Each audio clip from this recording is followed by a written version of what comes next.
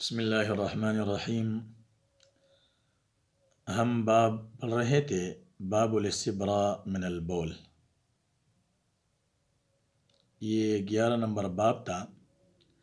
اس کا کچھ درس ہم نے پڑھا تھا اور اس کے بارے میں جو ہم نے حدیث پڑھی تھی وہ عذاب قبر کے بارے میں، وَإِنَّهُمَا يُعَذَّبَانِ وَمَا يُعَذَّبَانِ فِي كَبِيرٍ أَمَّا هَذَا فَكَانَ لَا يَسْتَنزِهُ مِنَ الْبَوْلِ، پہلے لائن میں ہے 15 نمبر پیج میں جو نظر آ رہا ہے آپ کو۔ اس میں اس حدیث سے کچھ فوائد حاصل ہو رہے ہیں اور کچھ باتیں ہمیں معلوم ہوئی۔ پہلی بات کہ عذاب قبر کا حق ہونا، اس اہل سنت جماعت کا مذہب ہے کہ اسی قبر اور گڑھے میں ہی عذاب دی جاتی ہے، اور محققین معتزلہ بھی اس کے قائل ہیں، لیکن کچھ معتزلہ انکار کرتے ہیں اور عقلی دلائل سے تردید کرتے ہیں کہ مردہ میں کوئی روح نہیں ہے، اس کو عذاب قبر کیسے ہوگا، اور یہ مشاہدہ کے بھی خلاف۔ لیکن اہل سنت کا مذہب اس کے بارے میں آپ کو معلوم ہے کہ عذاب جسم کو ہوتا ہے اور روح بھی واپس لٹایا جاتا ہے۔ یہ نہیں ہے کہ بغیر روح کے، روح کو بھی عذاب دی جاتی ہے۔ اور علامہ عین رحمہ اللہ نے یہاں تک لکھا ہے کہ قبر میں بچوں کو سمجھ اور حس دی جاتی ہے اور وہ اللہ کی نعمتوں کا مشاہدہ کرتے ہیں۔ دوسری بات، ایمان کی بول کا مطلقاً ناپاک ہونا، معقول لحم کا ہو یا غیر معقول جانوروں کا، اس لیے حدیث میں لا یستنزہ من البول مطلقاً ہے، خواہ اپنا پیشاب ہو یا جانوروں کا۔ اور المطلق یجری علی اطلاقہ ہی مشہور قاعدہ ہے، یہی احناف اور شوافی کا مسلک ہے۔ اس میں اختلاف کیا ہے مالکی اور حنابلہ، وہ کہتے ہیں کہ معقول لحم کا بول یہ طاہر ہے، اور یہی امام محمد رحمہ اللہ کا قول بھی ہے۔ علامہ خطابی شارح حدیث نے اس حدیث سے استدلال کیا ہے کہ تمام ابوال مطلقاً ناپاک ہے، معقول لحم کے ہوں یا غیر معقول۔ لیکن علامہ ابن بطال مالکی فرماتے ہیں کہ یہ استدلال صحیح نہیں، کیونکہ یہاں اگرچہ لا یستنزہ من البول آیا ہے، مگر دوسری جگہ اسی روایت میں بولی ہی کا لفظ ہے، اور وہاں سے بول انسان ہے، اور بول انسان سب ہی یہاں ناپاک ہے، سب ہی کے ناپاک، کسی کے نزدیک بھی وہ پاک نہیں ہے۔ تیسری بات جو اس حدیث سے مستفاد ہوئی وہی کہ وضع الجرید علی القبر، یعنی قبر کے سرانے کوئی پودا درخت یا اس کی شاخ گاڑنا یہ مشروع بھی ہے بلکہ مفید ہے۔ امام بخاری رحمہ اللہ نے کتاب الجنائز میں، بخاری میں، باب وضع الجرید القبر، اور پھر اس باب میں مروا القبرین والی حدیث کو ذکر فرمایا ہے۔ اسی طرح انہوں نے اس باب میں حضرت بریدہ بن حسیب رضی اللہ عنہ کی وصیت روایت کی ہے، جو انہوں نے اپنے انتقال کے وقت کی تھی کہ میرے قبر پر 2 ٹہنیاں گاڑی جائیں۔ ہمارے فقہاء سے علامہ شامی نے بھی اس کے جواز کی صراحت بیان کی ہے، حافظ بن حجر بھی اس سے متفق ہیں، اس طرح دوسرے فقہاء علماء بھی اس کے ساتھ جو ہے کیا ہے موافق ہیں۔ البتہ قبروں پر پھول اور چادریں وغیرہ چڑھانا اس پر قیاس نہیں کیا جائے گا، کیونکہ وہ کیا ہے بدعات ہیں اور باطل اور غلط کام ہے۔ یہ آگے جو حدیث میں قال حناد، یہ حناد نے کیا کہا ہے، فرماتے ہیں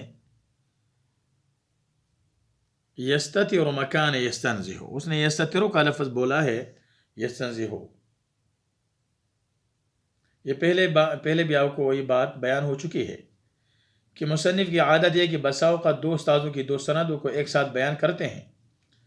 اور ان دونوں کے الفاظ میں جو اختلاف ہوتا ہے اس کو آگے چل کر جدا کرتے ہیں۔ چنانچہ یہاں پر مصنف کے 2 استاد زہیر اور حناد، دونوں کے لفظ میں جو تفاوت ہے، استتار سے مراد یا تو استتار بینہ و بین البول ہے، تب تو یہ مرادف ہوگا، یستنزہ ہوگے، یا اسے مراد استتار بینہ و بین الناس ہے، اس صورت میں اس کے معنی ہوں گے بے پردگی اور کشف عورت۔ آگے جو حدیث حدثنا عثمان بن ابی شیبہ، اس سند کا مدار مجاہد پر ہے۔ مجاہد کے 2 شاگرد ہیں، پہلی روایت میں اعمش تھے اور اس روایت میں منصور ہے۔ دونوں کی روایت میں فرق یہ ہے کہ اعمش کی روایت میں مجاہد اور ابن عباس کے درمیان تاوس کا واسطہ موجود ہے اور منصور کی روایت بلا واسطہ ہے۔ اب سوال ہے کہ کون سا طریقہ صحیح ہے، بالواسطہ یا بلا واسطہ؟ تو علامہ ابن حبان رحمہ اللہ کی رائے ہے کہ دونوں طریق صحیح ہے، اور بظاہر مصنف کی رائے بھی یہی معلوم ہوتی ہے۔ اس کی صورت یہ کہ مجاہد کو ولم بواسطہ تاوس روایت پہنچی ہوگی، بعد میں علوی سند حاصل ہو گیا کہ براہ راست ابن عباس نے سے سن لیا، یا اس کے برعکس سمجھے ہیں۔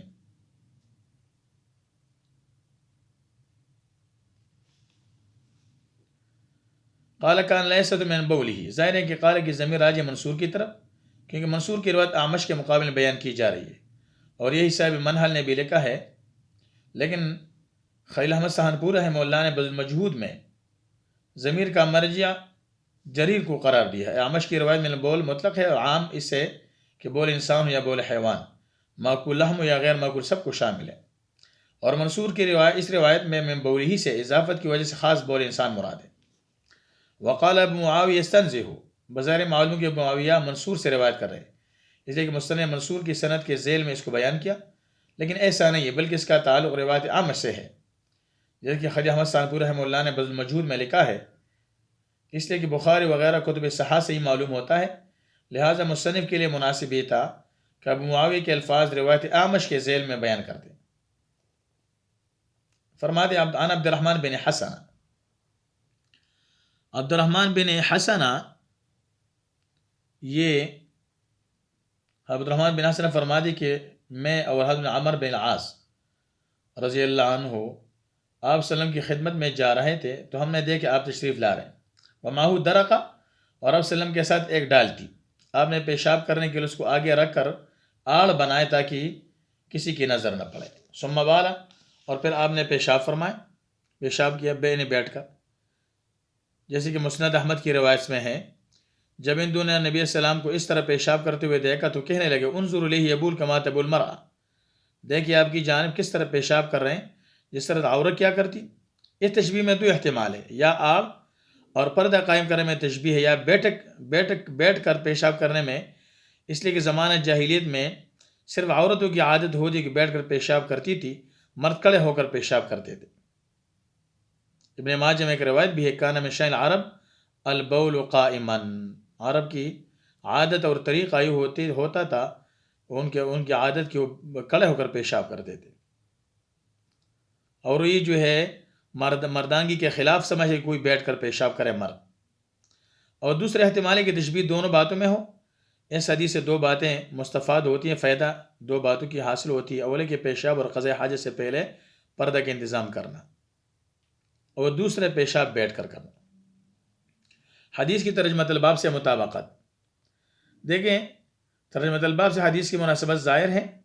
مصنف کی غیر ترجمہ الباب سے، جیسے کہ پہلے گزر گیا کہ بول کے بارے میں احتیاط کو ثابت کرنا ہے، اور ظاہر ہے کہ بیٹھ کر پیشاب کرنے میں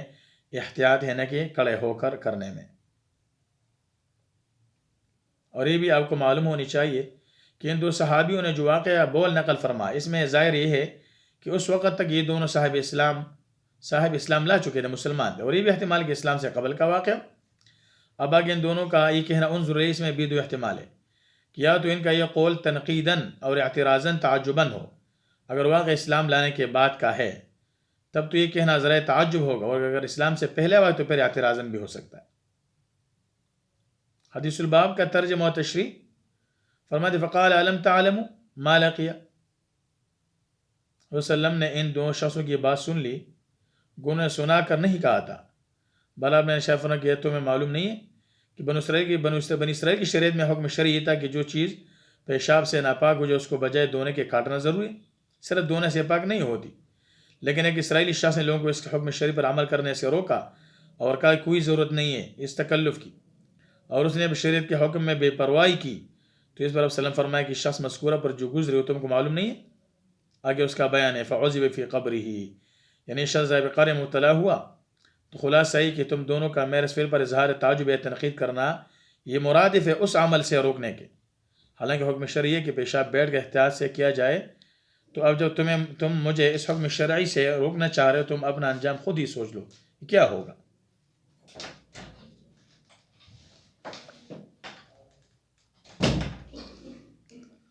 دیکھو یہ بھی جو اوپر حدیث میں جو لفظ صاحب آیا ہے اس سے مراد وہی جو ابھی ہم نے بیان کیا کہ بنی اسرائیل میں سے ایک شخص، اور اس میں عبارت کا مطلب بھی واضح ہے، لیکن علامہ عینی نے صاحب بنی اسرائیل کا مصداق موسیٰ علیہ السلام کو قرار دیے، لیکن ہر نبی اپنے قوم کا صاحب کہلاتا ہے، تو ظاہر کہ بنی اسرائیل کے صاحب موسیٰ علیہ السلام ہوئے۔ اب اگر اس سے مراد موسیٰ علیہ السلام ہے جسے علامہ عینی کی رائے ہے، تو عبارت کا صحیح مطلب تکلف سے حل کر کے نکالنا پڑے گا، لہٰذا فنہاہم جس کی ضمیر صاحب کی طرف راجع اس کی تقدیر عبارت یہ ہوگی فنہاہم عن التہاون فی امر البول، یعنی موسیٰ علیہ السلام بنی اسرائیل پیشاب کے بارے میں احتیاطی سے منع کیا، اس پر ان کی بات کو بعضوں نے مان اور بعض نے نہ مان، فعذب فی قبرہ، یعنی من لم ینتہی، یعنی جو اپنے حرکت سے باز نہیں ہے، جنہوں نے نہیں مانا ان کو عذاب قبر دیا گیا، تو عذب کا نائب فاعل مقدر ماننا پڑے گا، اور پھر اصول میں عذب کا نائب فاعل صاحب بنی اسرائیل تھا۔ آگے ما صابہ البول کے مصداق میں علماء کے اختلاف ہے، جس کو پیشاب پہنچے جس حصے کو، تو دیکھو فرماتے قطع ما صابہ البول، یہاں پر ایک مستقل بحث ہے کہ قطع ما صابہ البول سے کیا مراد ہے، اس سے صرف کپڑا وغیرہ مراد یا بدن بھی اس میں شامل ہے؟ اس کا بارے میں انشاءاللہ آئندہ درس میں آپ کو کچھ پڑھائیں گے۔